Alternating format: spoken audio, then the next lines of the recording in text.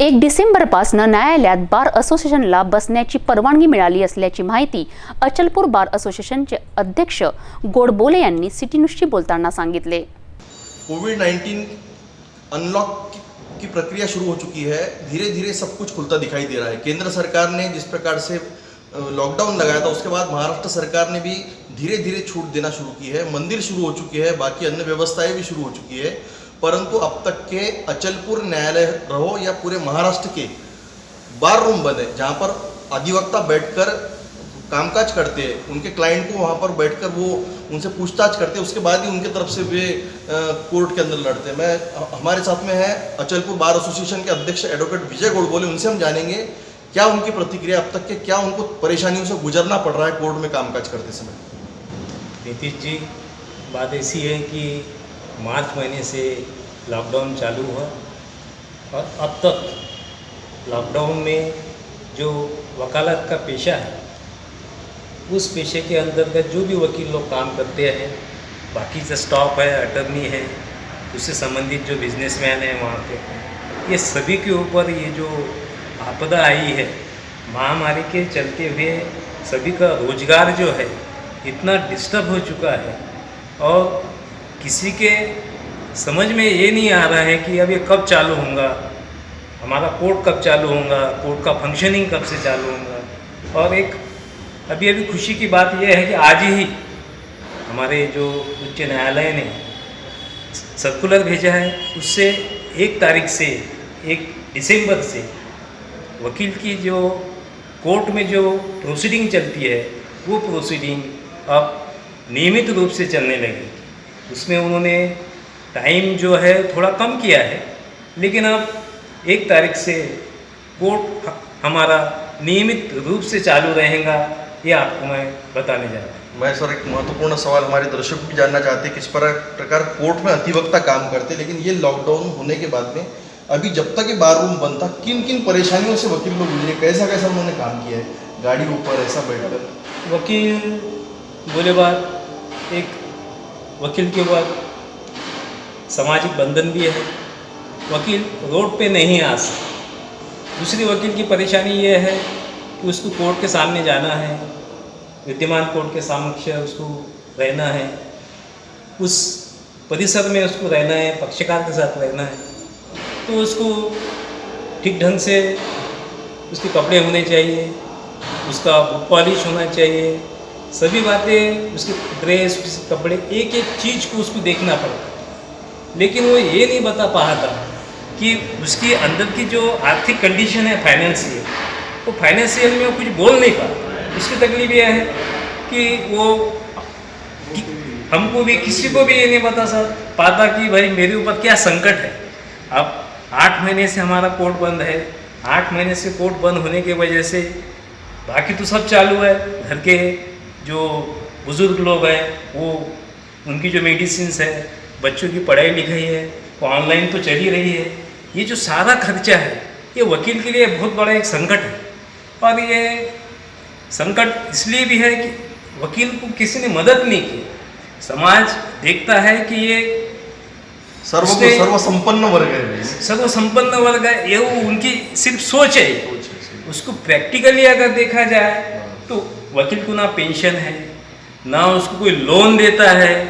अभी एक जानकारी अभी आपको मैं मीडिया में बताना चाहूँगा कि बार काउंसिल ऑफ महाराष्ट्र और गोवा ने बैंक ऑफ इंडिया के साथ एक ऐसा समझौता किया कि जो वकील है उसको लोन दिया है। लोन का क्राइटेरिया इतना भयंकर है कि उसमें ये अट डाली गई कि हर वकील का जो इनकम टैक्स है वो 5 लाख का हर साल का होना चाहिए, और ऐसे 3 साल उसने रेगुलर 5 लाख का उसका इनकम रहना चाहिए। अब आप बताइए कि 5 लाख अगर इनकम उसका होगा तो वो 3 लाख के लोन के लिए अप्लाई नहीं करेंगे। इससे जुड़ा मैं एक प्रश्न पूछूंगा गोडबोले साहब, आप बहुत अच्छा विषय आपने बोले है कि वकील जो है, हर पेशे के अंदर कुछ न कुछ लोग बुरे होते हैं या जो व्यवस्था को बिगाड़ देते हैं। कोई भी खेल बुरा नहीं होता, हम बोलते कुछ उसके अंदर के खिलाड़ी बुरे होते हैं जो उस खेल को बदनाम कर देते हैं। लेकिन आपके जैसी हमारी भी अभी है, पत्रकारों को भी कोई लोन नहीं देता है। और विशेष बात मैं आपसे कहूँगा कि वकीलों के ऊपर जो ये अन्याय होता है, सभी लोग एक जैसे नहीं होते हैं, वो भी इनकम टैक्स आप फॉलो करते हैं, सब बातें आप करते हैं, और ये जो हो रहा है तो इस पर आप क्या कहेंगे? बाकी जो मेरा तो ये कहना है कि कोई भी बिरादरी के ऊपर सवाल नहीं उठना चाहिए। पत्रकार है, हाँ एक ने किया तो कौन सी बिरादरी को ले लो, आप इंजीनियर को ले लो, और किसी को ले लो, डॉक्टर को ले लो, कोई भी बिरादरी ले लो, सर्विसमैन को ले लो, वर्कमैन को ले लो, कहाँ ना कहाँ ये बातें तो हो ही रही है। इसके लिए पूरी बिरादरी को बदनाम करना ये बराबर नहीं है। हाँ, तुम्हारा जो क्राइटेरिया है, जो गाइडलाइंस है, रिजर्व बैंक की जो भी गाइडलाइंस है, उस गाइडलाइन में कुछ तो भी बदलाव होना चाहिए। अब कोविड-19 की वजह से अगर तुम वकील लोगों को लोन देना चाह रहे हो, जिसकी 8 महीने से कुछ भी इनकम नहीं है, उससे तुम कैसा एक्सपेक्ट करेंगे कि 5 लाख का उसका इनकम टैक्स पेएबल रहना चाहिए करके? अगर उसका इतनी उसकी एबिलिटी है तो आपके बैंक में वो अप्लाई क्यों करेगा 3 लाख के लिए? लेकिन सर, जो अभी कोविड-19 के समय जो बीती है वकीलों पर, जिनकी जो मध्यम वर्गीय परिवारों से है, जो इनका वकालत पर ही उनका परिवार डिपेंड था, परंतु महाराष्ट्र बार काउंसिल ने भी उनको कोई मदद नहीं की। इस पर कुछ इस पे बार काउंसिल और महाराष्ट्र और गोवा की जो बात है, वहाँ पे भी हमने अप्लाई किया था। हमने बीच में एक सेंट्रल गवर्नमेंट का सर्कुलर आया था, वहाँ पे भी हमने SDO साहब को सूचित किया था कि वकीलों के प्रति कुछ हो, उनको भी जो जूनियर वकील है उनको भी कोई मानधन मिले पहले, क्योंकि शुरुआत के इसमें बहुत सारा स्ट्रगल रहता है। अब कोई भी अगर फील्ड है, वकालत की है या पत्रकार की है या डॉक्टर की है या इंजीनियर की, शुरुआती के दिन बड़े कठिन रहते हैं। उस कठिन समय में अगर वो जूनियर वकील को अगर कुछ मिल जाए, मानधन अगर उसको मिल जाए, तो वो आगे उसको सर्वाइव कर पाएगा, अच्छे से वकालत कर पाएगा। सर, अचलपुर बार एसोसिएशन के आप अध्यक्ष बने, पहली बार अचलपुर न्यायालय के अंदर परिवर्तन हुआ और काफ़ी वकीलों ने आपके ऊपर विश्वास जताकर आपको चुन कर दिया, आपके पैनल को चुन कर दिया। बहुत सारे लोगों को अपेक्षाएं थी, क्या क्या सोचा था आपने कि आप क्या क्या करेंगे? नहीं नितिन जी, ये बात तो सही है कि मेरे जो वकील संघ के जो सदस्य है, उनका बहुत सारा विश्वास मेरे ऊपर था, उन्होंने डाला मेरे ऊपर, और मैं उनका हमेशा ऋणी रहूँगा। मैं प्रसार माध्यम में भी बता रहा हूँ, उन्होंने मुझे जो चुन के दिया है बहुत भारी मतों से दिया, और उनका विश्वास है, अब उनको लगता है कि वकील के लिए कुछ काम करें, संघ के लिए कुछ काम करें। हम नियमित रूप से काम कर रहे हैं, निरंतर हमारी प्रक्रिया जारी है।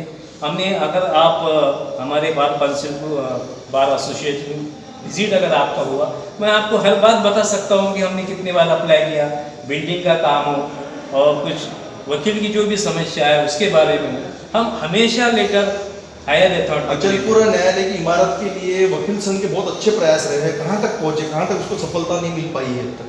इसमें कुछ ऐसी बातें हो गई, पहली साल जब हमारा पैनल आया और मैं अध्यक्ष बना, हमने बहुत बड़ा प्रोग्राम रखे थे, आपने भी उसको होस्ट किया था। तो उस समय गवई साहब मुंबई उच्च न्यायालय के जजेस थे, और उनका नॉमिनेशन सुप्रीम कोर्ट के लिए, जब उन्होंने यहाँ पर हमको आश्वासित किया था कि जल्द से जल्द अचलपुर के बिल्डिंग में जो भी अड़खड़े आ रहे हैं, जो भी प्रॉब्लम आ रहे हैं, उसको मैं दूर करूँगा, और इस जल्द से जल्द हम इमारत के काम की तरफ बढ़े।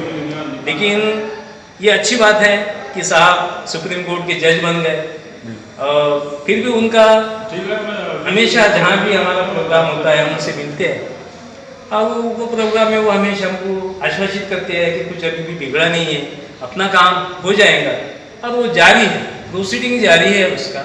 इसके बाद में भी जो कोर्ट का आया था, 10 कोर्ट का जो क्राइटेरिया आया था, उसके अंदर हाई कोर्ट ने क्यूरी किया था, वो भी अभी निकल चुकी है क्यूरी, वो भी दूर हो जाएंगी।